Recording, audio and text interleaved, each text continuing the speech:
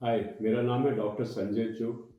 मैं एक senior consultant psychiatrist हूँ। पिछले 35 साल से साइकियाट्री के साथ जुड़ा हुआ हूँ। मैं न्यू दिल्ली में प्रैक्टिस करता हूँ और आज मैं आपके साथ हूँ लेट्स अप पर। इस सीरीज में हम बात कर रहे हैं डिप्रेशन की। हमने डिप्रेशन के सिम्टम्स पहचान लिए, जो डिप्रेशन की सबसे कॉम्प्लिकेटेड एंड स्टेज है, आत्महत्या के विचार, उसकी डिस्कशन कर ली। आज मैं आपके साथ बात करना चाहूँगा कि डिप्रेशन कितने प्रकार के होते हैं। बिल्कुल ले पर्सन टर्म में, आम भाषा में, टेक्निकल भाषा में हो सकता है और ज़्यादा कैटेगरीज हो, बट आपके लिए इतना ही रेलेवेंट है।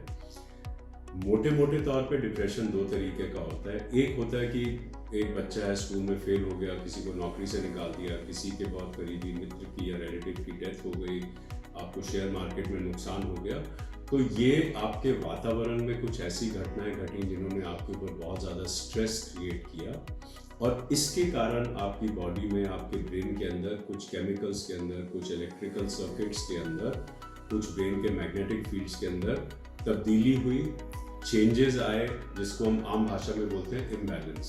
केमिकल इम्बैलेंस बोल लीजिए, इलेक्ट्रिकल इम्बैलेंस बोल लीजिए, मैग्नेटिक फील्ड इम्बैलेंस बोल लीजिए।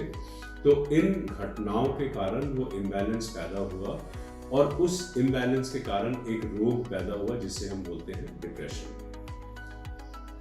ये जो डिप्रेशन है, ये एक रिएक्शन होता है टू द एक्सटर्नल एनवायरनमेंट, इसीलिए इसको हम रिएक्टिव डिप्रेशन भी कहते हैं या एक्सोजेनस डिप्रेशन। एक्सोजेनस मतलब जो बाहरी सर्कमस्टेंसेस के कारण पैदा हुआ। दूसरा डिप्रेशन होता है जिसको हम बोलते हैं एंडोजेनस डिप्रेशन। एंडोजेनस डिप्रेशन होता है अंदरूनी डिप्रेशन, जहां पे कोई बाहरी कारण नहीं था, ना कोई मरा, ना कोई फेल हुआ, ना कोई आपको नुकसान हुआ, बट एक दिन आप उठे और आपको अपने अंदर कुछ चेंजेस का एहसास हुआ। ये होता है एंडोजेनस डिप्रेशन। पहला था एक्सोजेनस डिप्रेशन। इनके जो है सिम्टम्स अलग अलग होते हैं, काफ़ी हद तक सेम होते हैं, जो मेन सिम्टम्स हैं सेम रहते हैं, बट कुछ बहुत ही बारीक डिफरेंसेस होते हैं जिसके कारण साइकियाट्रिस्ट डायग्नोज कर पाता है कि डिप्रेशन किस प्रकार का है। इनके सिम्टम्स अलग होते हैं, इनका ट्रीटमेंट अलग होता है, किस तरह से दोनों तरह के डिप्रेशन रिस्पॉन्ड करते हैं ट्रीटमेंट को, वो भी अलग होता है। और इसकी हम चर्चा करेंगे अपने अगले एपिसोड में।